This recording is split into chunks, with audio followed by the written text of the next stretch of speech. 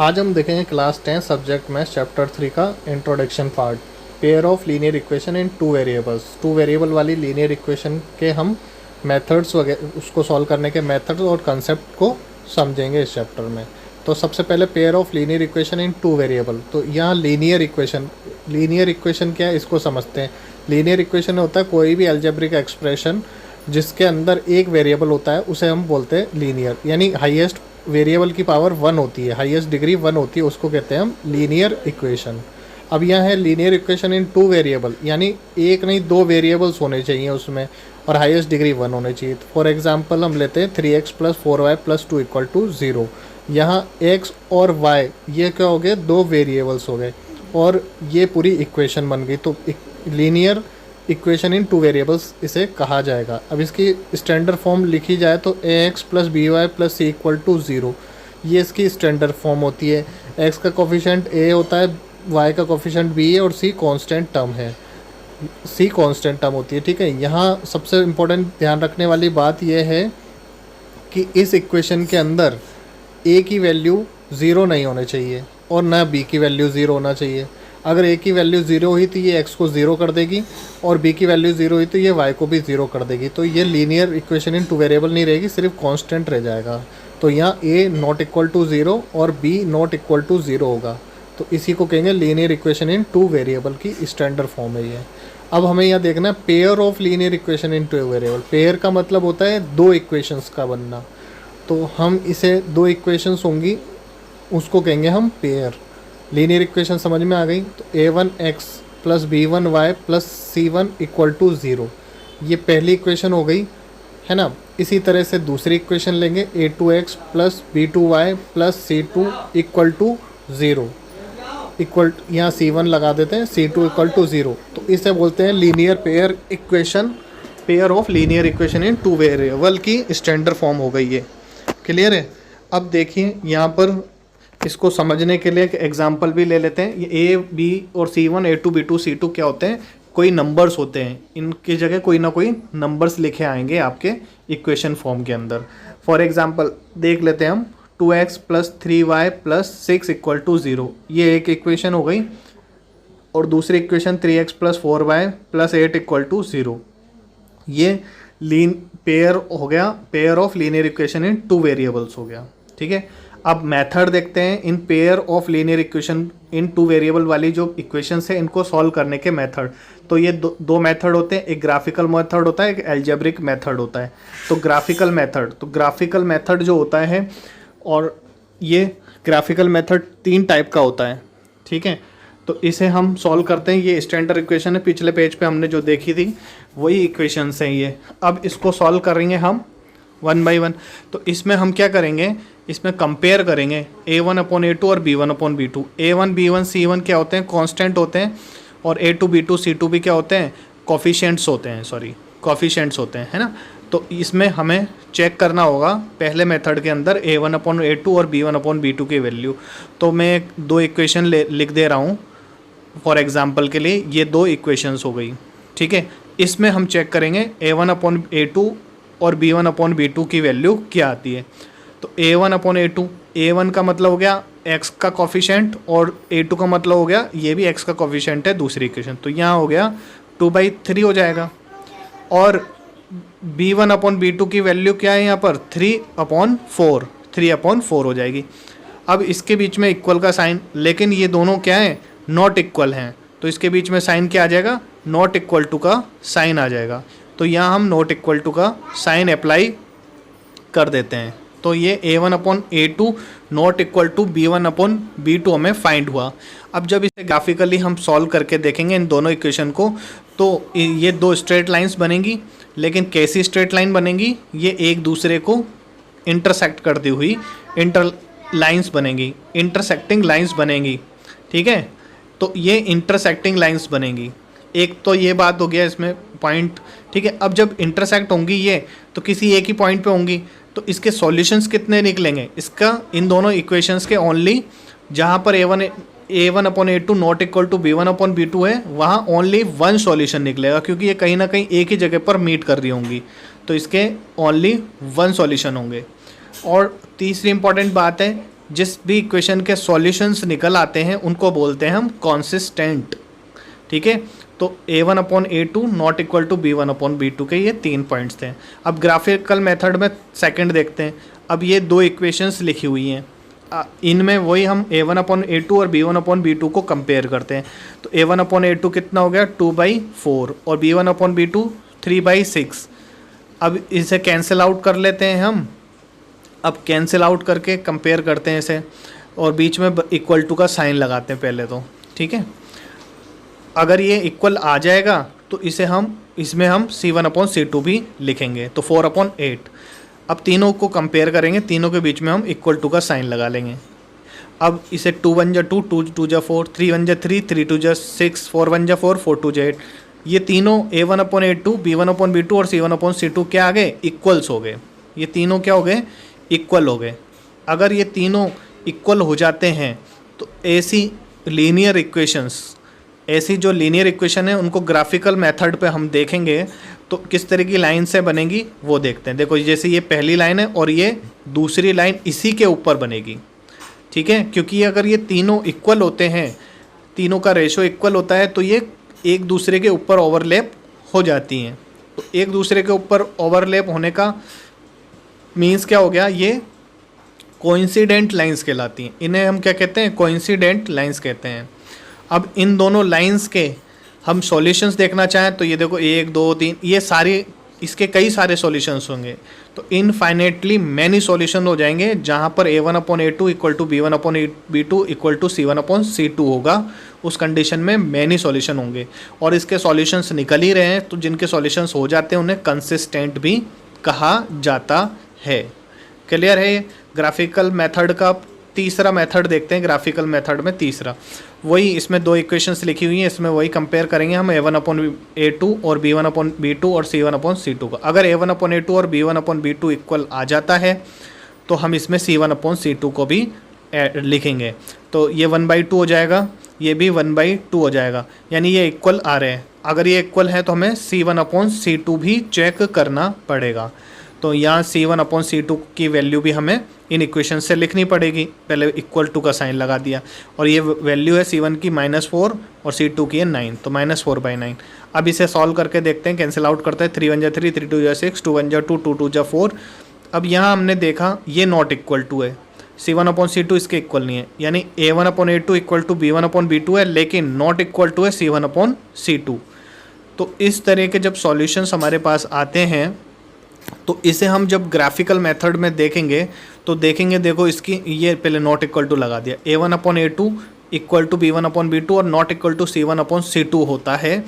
तो इन इक्वेशंस का जो हम सॉल्यूशन वो बनाएंगे ग्राफिकल, तो ये दोनों लाइन क्या होंगी, पैरेलल होंगी। तो एक तो रिजल्ट ये आया कि ये पैरेलल लाइंस बनेंगी।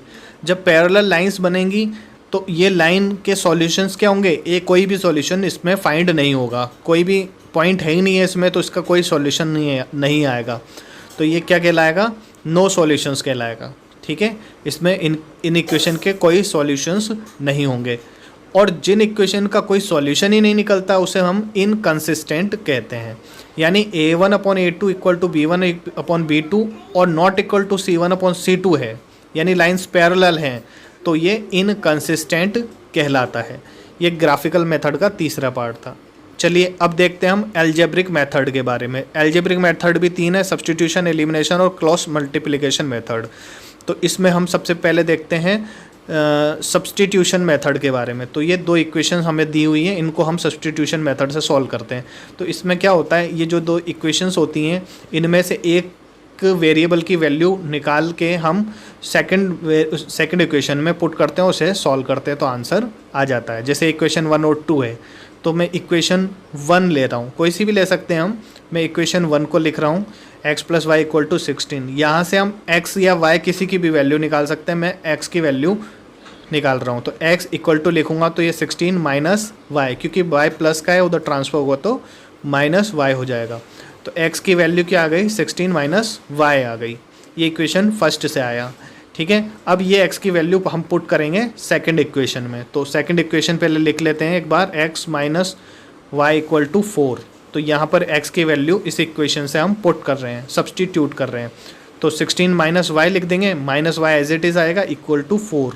अब देखो माइनस वाई और माइनस वाई तो -2y हो जाएंगे, ये -2y हो गया इक्वल टू ये 16 को उधर ट्रांसफर और 16 प्लस का था उधर ट्रांसफ़र होगा तो माइनस का 16 हो जाएगा, यानी -2y इक्वल टू क्या आ गया, अब बड़ी वैल्यू माइनस की तो माइनस साइन -12 हो गया, इसे ऊपर लिख लेते हैं। तो -2y इक्वल टू -12 आ गया, y लिखेंगे तो ये -2 यहाँ मल्टीप्लाई में तो इधर डिवाइड में आ जाएगा, तो y equal to -12 upon -2, minus से माइनस कैंसिल आउट हो जाएगा और 2 से 12 6, तो y की वैल्यू आ गई हमारे पास 6। ठीक है, इस तरह से हमें एक वेरिएबल की वैल्यू मिल गई। अब ये वेरिएबल की वैल्यू हम किसी भी इक्वेशन में पुट कर दें तो हमें दूसरे वेरिएबल की यानी x की वैल्यू फाइंड हो जाएगी। ठीक है, तो मैं सेकंड इक्वेशन में इसकी वैल्यू पुट कर रहा हूँ, x माइनस वाई बराबर 4, तो y की जगह में x minus 6 equal to 4, 6 minus का है उधर ट्रांसफ़र होगा तो प्लस हो जाएगा, तो x की वैल्यू क्या आ जाएगी, x की वैल्यू हो जाएगी 10। तो ये हमारे इस इक्वेशंस के सॉल्यूशंस हो गए, सब्स्टिट्यूशन मेथड कहलाता है। सब्स्टिट्यूशन मेथड से हमने वैल्यू फाइंड की। ठीक है, तो दो इक्वेशंस होती हैं, इस तरह से हम फाइंड करते हैं। अब सब्स्टिट्यूशन मेथड के बाद देखते हैं हम एलिमिनेशन मेथड। एल्जेब्रिक मेथड में सेकंड है एलिमिनेशन। तो ये दो इक्वेशन हमें दी हुई हैं, इसमें क्या करते हैं हम किसी भी एक वेरिएबल के कोफिशिएंट को इक्वल करते हैं और फिर इससे हम x और y की वैल्यू फाइंड कर लेते हैं। 1 बाई 1 करके दोनों वेरिएबल की वैल्यू निकल आती है। तो इक्वेशन 1 और 2 है, जैसे x इसके इनको कोफिशिएंट को इक्वल करना है तो हम फर्स्ट इक्वेशन को 2 से और सेकंड इक्वेशन को 3 से मल्टीप्लाई करेंगे, तो ये वेरिएबल के कोफिशिएंट इक्वल हो जाएंगे, है ना। हम सेकंड में भी कर सकते थे, फर्स्ट में भी। तो मैं पहले फर्स्ट पार्ट यानी x के कोफिशिएंट्स को इक्वल करता हूँ। तो फर्स्ट इक्वेशन को 2 से मल्टीप्लाई करेंगे, ठीक है, इसको हम 3 से मल्टीप्लाई करेंगे, तो ये इक्वेशन हमारे पास आ जाएंगे। देखो ये 2 से मल्टीप्लाई कर रहे हैं फर्स्ट इक्वेशन को, तो 3x + 4y = 10, और दूसरी इक्वेशन इसको इंटू किया हमने तो ये 6x + 8y = 2 10 जा 20, तो ये 20 आ गई। ये हमारी एक और इक्वेशन आ गई, इसे हम थर्ड इक्वेशन लिखते हैं। अब जो सेकंड इक्वेशन है उसको फर्स्ट इक्वेशन के x के कोफिशिएंट से मल्टीप्लाई करना है, यानी 3 से मल्टीप्लाई करना है, और ये पूरी इक्वेशन हमने एज इट इज़ लिख दी। अब इसको मल्टीप्लाई किया तो ये 6x हो गया और 3 2 जा 6 हो जाएगा, -6y और 3 2 जा 6 हो जाएगा =6। ये इक्वेशन नंबर 4 आ गई। तो ये हमारे पास थर्ड और फोर्थ इक्वेशन आ गई। अब ये थर्ड और फोर्थ में देखो x के वेरिएबल क्या हो गए, इक्वल हो गए। इक्वल हो गए तो हम क्या कर दे हैं कि थर्ड इक्वेशन में से फोर्थ को सब्सट्रैक्ट कर दें, है ना।